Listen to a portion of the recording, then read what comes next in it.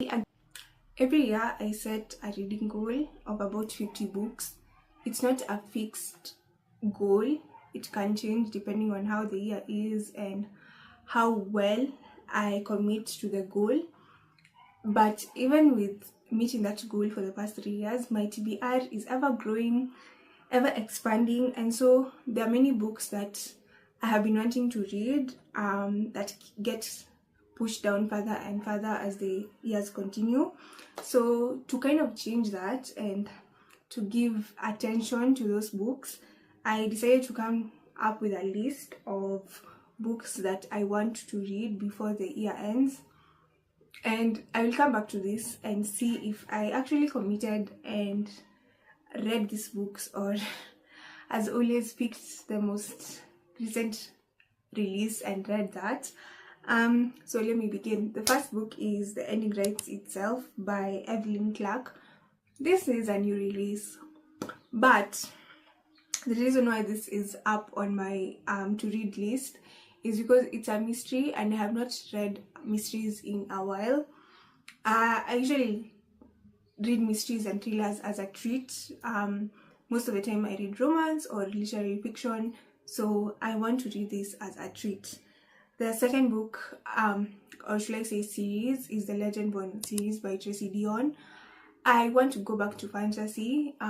When I was younger, when I was in my teens, I really loved fantasy books, and then one day I woke up and I could not stomach reading a fantasy novel for some reason. So I want to go back and see, now that years have passed and I've kind of detoxed from the genre, I want to see if I will enjoy the book. And I've heard so many good things about the series, so I want to give it a shot. By Asako Yuzuki, a gourmet chef who is a serial killer. That description already has me on a chokehold. I wanted to read this for a year now, and it's time I really, put it out there that I'm going to read this book before the year ends. Again, it's a mystery thriller, so it's going to be my treat book, just because I'm trying to deviate from the norm of reading either literary fiction or romance. I have Loved One by Aisha Muharrar. This is a heavy book from what I've heard on Book Talk. It follows someone who is grieving, and in as much as I'm on a quest to read a lot of books that center grief, I also don't want to read them back to back to back as I've been doing since the beginning of the year. It takes a toll on you. It kind of becomes your whole identity, your identity as a reader, and I want to give other books a chance. So in as much as Loved One is a priority, it's not on my highest priority list, but I definitely do want to read it before the year ends. I've had nothing but good things, and anytime I see someone talk about it or I see a review, I am green with envy, because I'm like, why haven't I read this yet? What's holding me back? Yesteryear by Carol Claire Back. This is everywhere on Substack, and I know that's a very weird place to place it. I'm sure it's everywhere on Book Talk. But people have written articles on articles about it, and I'm sorry, I'm also a human being, easily influenced. I want to read it just because for the past 3 years we have been on the child wife, train. Think the one who milks. Does she milk? What does she do? The ballerina. There's the ballerina woman. There's the one who cooks everything from scratch.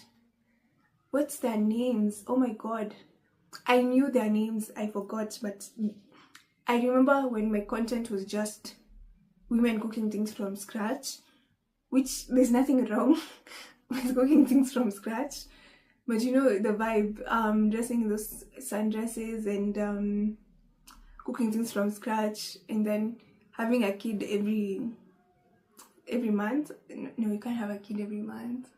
Having a kid every year or something. So that's real life. Those were real people with real lives. I want to see how that translates into a book.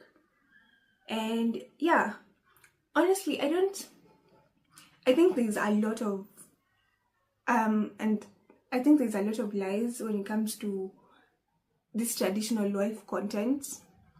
People think there's there's choice. Again, there's always choice, but people think when you have that kind of life, things become easier. But in my experience, before child wives became a cool thing in some circles, before it became a trend, I have lived with women who have had limited resources, and their whole lives have been in the home. There's nothing sexy about that, and the only person who would make that into a thing to aspire towards, it's someone who has not had that lived experience, and they sell it to other people as something to look forward to, something to kind of plan your life around. But it's honestly, in my opinion, it's nonsense. Next book is Chain Gang All Stars by Nane Kwame. Did I get that right? I forget. But it's Amani Hope on Substack. She writes books and banter. She interviewed him and got me interested in the book. I think it touches on the prison system, and I'm just so curious to read it. And the name and the cover, it's so interesting. Again, I'm one of those people who I do judge a book by its cover. She Who Remains by Rene Karabash. This is very interesting to me because it's about a woman who renounces womanhood to live as a man. There's nothing about manhood that interests me. There's nothing about the male form that is interesting to me. But I do relate with the want to renounce womanhood. It's difficult being a woman, especially in this world. It's in fact more difficult when your body is kind of against you, and you suffer from chronic ailments because of something that has to do with your gender. So I do get it. Sometimes I wish to release myself from the physical form, neither woman or man. I wish we could just exist as ether, because I don't want to get into it. So I will read the book and then talk about it in length. King Batayari Jones, again, we can see a pattern here, people. We can see a pattern. These are a lot of new releases. So King Batayari Jones follows a mother-daughter and friendship, and again, I'm always curious about mother-daughter relationships, being a daughter myself. So again, it's Tayari Jones. I loved An American Marriage. It did traumatize me. I read it fresh out of high school, and I remember I think I cried for days. So I hope that in this case there won't be a lot of tears, but we'll see. Blue Sisters by Coco Mellas. It follows 3 sisters who are estranged, and they're also dealing with the fact that they're estranged, but their sister died, and so there's grief. I was pleasantly surprised by Cleo and Frank. That's not the title of the book, that's the 2 characters. I think the title of the book is Cleopatra and Frankenstein. When I first read that book, I remember I didn't finish it. I put it down. I was almost about to DNF it. I didn't even get that far to determine whether or not I'm going to DNF it. But something about it didn't click. But then I picked it up at some later time, and I went through it in a day, and I loved it. It was one of the surprises of that year. Sometimes DNFing a book is just about wrong time, wrong place. So whenever I get that feeling of, oh my god, I'm going to DNF this because maybe this is not the right time to read it, I put it down, then I come back to it. Unless I just straight DNFs. It's a sucky book. I'm not going to push myself to read. But that's not the case for Coco. So I'm excited for Blue Sisters. And I love the cover. Again, I'm vain. I like how the cover looks. Mad Woman by Chelsea Beaker. I remember I saw this on TikTok last year when it was just about to come out. And the woman who was describing this book, described it in such an arresting manner, and I immediately added it to my TBR. It's a gripping story of motherhood and mother loss. What is mother loss? So I want to find out why is it called Mad Woman? A lot of women are mad women according to the world, so I want to get into the nitty-gritties. I'm very excited to read it. It's been on my TBR for I think a year now, so you see, I'm trying to get into the depths. There are books that have been on my TBR since 2018. I say that with shame as it continues to be on my TBR, as I continue to add new books. So, but that's a joy. There are always new books to read, there are always old books to read. So I'll read them. When the time comes, when we align spiritually, I shall read you. Mean Back by Ella Lee. Again, this is also a new release. It follows a generation of women, 3 women to be exact. So they are from different times. And the reason why I picked this up was I saw the author on Substack. And I don't know, I liked how she talked about her book and I added it. Will I like it? Who knows? August Lane by Regina King. Again, I follow the author on Substack. So she doesn't talk about the book specifically, she talks about other things. But it's a rom-com set in the South. It's about, I think, 2 musicians or 1 musician. And it's giving, I don't know, Nashville. I didn't watch the series. My sister liked the series. She used to watch it and I used to watch her watch it. And immediately I saw this book. It reminded me of the series for some reason. So I added it and I'm going to read it. I feel like that this is a priority read for me, just because I have been dying for some good romance. And If I Rule the World by Amy Dubois Burnett. When I saw this book advertised, because I loved the marketing around it, they were comparing it to the movie Brown Sugar. And if there's anything to know about me, I love Brown Sugar. As again a lover girl, I can talk about Brown Sugar the whole day. Please, I can't even get started. I love that film so much. Sana, I finally love. Oh my god, the way that movie talks about music, especially hip hop, the way it talks about childhood friendships. I shouldn't even rewatch it. I watch it every year and it never gets old. So this book was advertised as kind of relating to Brown Sugar because it follows this editor from a prestigious black magazine and her life. And I just saw an interview where Kiki Palmer was interviewing Nia Long, and Nia was saying how in the 90s, you really had fun because there were no cameras, there were no phones, and fun was hard. And when I heard her talk about that, and I remember films like, Love Jones and Brown Sugar, it's set in the 90s. It's a time where people could just be people. Not that we are not people right now, but we are living in a world where you don't know who's watching. You'll just be having a good time and you find yourself on some obscure corner of the internet. And I want to go back to that time. I want to feel like I can exist in that world. And since I've rewatched the film, which I'll rewatch it again a couple of times, let me find a book that captures that essence. I hope this book doesn't let me down. I'm so excited for it. But Slanting Towards the Sea by Lydia, I shall not attempt her second name. This is set in Croatia, and I just love, again, I love the cover. I love how the cover looks. It's again a new release, and I'm seeing a pattern.